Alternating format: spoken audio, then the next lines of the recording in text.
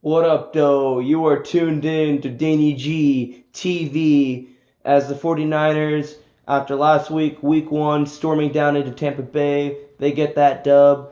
Then week two, they waste no time. They storm into Cincinnati and they stomp the shit out of the Bengals 41-17 in a game that was dominated on both sides of the ball. Jimmy Garoppolo was 17 of 25, threw for 297 yards. And like I said in my post-game video against the Buccaneers, week after week after week, game after game after game, Jimmy G just going to get better than he was the previous week. And you saw evidence of that on Sunday.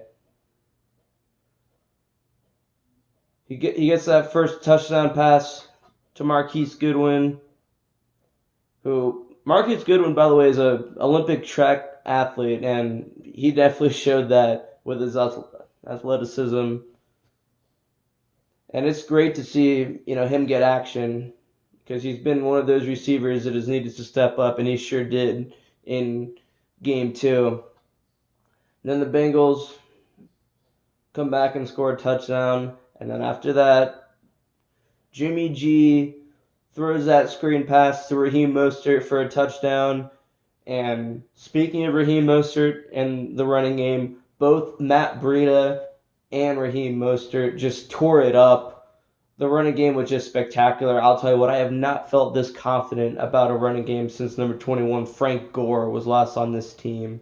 Like, that's how confident I feel about this running game, because whenever both Matt Breida and Raheem Mostert started to have the ball and started to go on long runs, you were confident they were going to go into the end zone the whole time. That's how dominant they were with the ball. The Niners ran the ball down the Bengals' throat.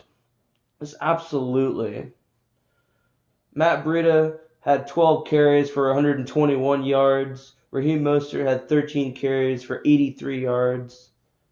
And of course, Mostert got that first touchdown and that was a receiving touchdown.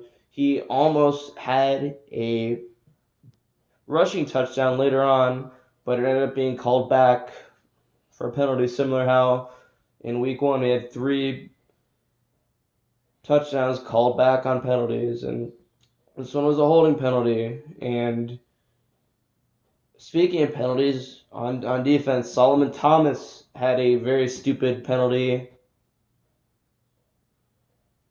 It was a pass interference. Yeah, it was a pass interference call, and it was just dumb. Like, just the way he covered on that and everything was just completely dumb. But he made it up. He had a sack later. I'll get into the defensive side of the ball in a little bit. But Matt Breida and Raheem Mostert, they straight up tore it up, and I thought they were gonna go all the way into the end zone each time they had the ball. And Raheem Mostert has shown so much promise, and just with him and Breida alone, this running game is ridiculous. With the injury to Tevin Coleman right now, this is what we need in this running game. And so Jimmy G threw an interception that was dumb. He was doing well the whole game, practically, up to that point.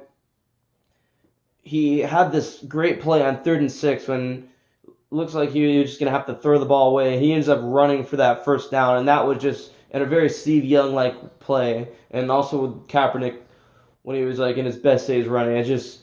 You just felt like you saw Jimmy G getting smarter and smarter each snap he took. But yeah, he did throw that interception, and that was Richie James Jr. was open for a second when he had the ball, and then once he threw it, he threw it basically right into double coverage, right into the Bengals defense. No one open. And, he didn't need to throw deep downfield on that play. In my previous video, my post-game video to the Buccaneers, I pointed that out, how Jimmy G had not been throwing the ball deep downfield. It looked like he just wanted to go to those short screen passes to Kittle and whatnot, and didn't want to throw the long ball. And in this game, he definitely improved that. And he didn't need to do it on some plays. Like that one, for example, he could have tried to run it again. Even just thrown it away. But he wanted to make up for some of his inconsistency a little bit with some of his incomplete passes and shit. So he's just going to keep getting better at that each week. So moving on to the defensive side of the ball, Ronald Blair had a sack.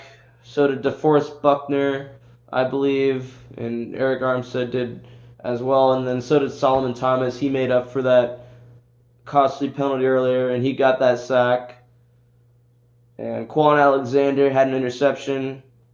And of course, Quan was ejected in the previous game for that helmet-to-helmet hit on his former quarterback, Jameis Winston.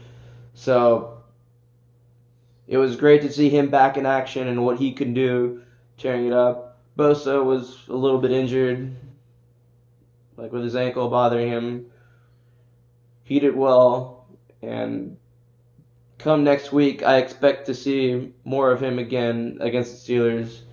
And as we move on to this, actually, you cannot forget the injury at the end to Joe Staley, which that is going to be a big blow. Like when you lose your veteran left tackle who's been on the team since 2007, and a rookie, Justin Scholl, is going to have to replace him. Hopefully I read an article where Joe Staley is going to coach him as much as he can. Of course, he's going to be out 6 to 8 weeks.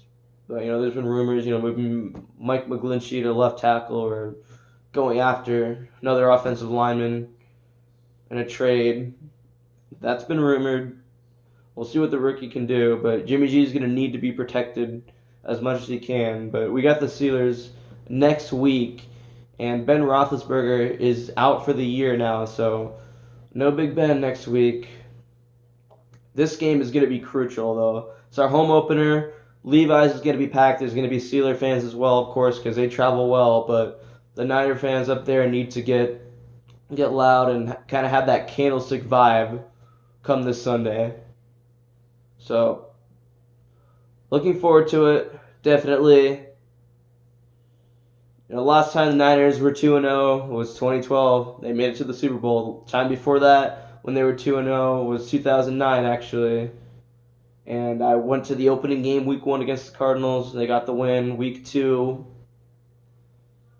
they beat the Seahawks at home. By the way, that was the first ever Niner game I ever went to. And then week 3, they almost went 3-0, but then Brett Favre had that miracle touchdown at the end. And they ended up going 8-8 that year. That was Mike Singletary's first year as coach, which, by the way, Mike Singletary actually has more wins, a better record as an Niners coach than Shanahan has. But, that's just not his fault, just the way the dumpster fire that the team has been when he took over. But Shanahan can hopefully improve his record over Singletary this year. But another time that they were 2-0 was 1989, and in 1989 they won the Super Bowl. So does that mean anything that they were 2-0 the last time they were 2-0 or in the Super Bowl? And actually, the last when they were 2-0 with their first 2 wins being on the road, 1989, like that, they won the Super Bowl. Does that mean anything though? No, it doesn't necessarily. But is it an awesome fact? It sure definitely is. And is it a good omen? It definitely is indeed. So Danny G TV is out. Let's get that dub next week. Let's go 3-0. DG is out. Peace.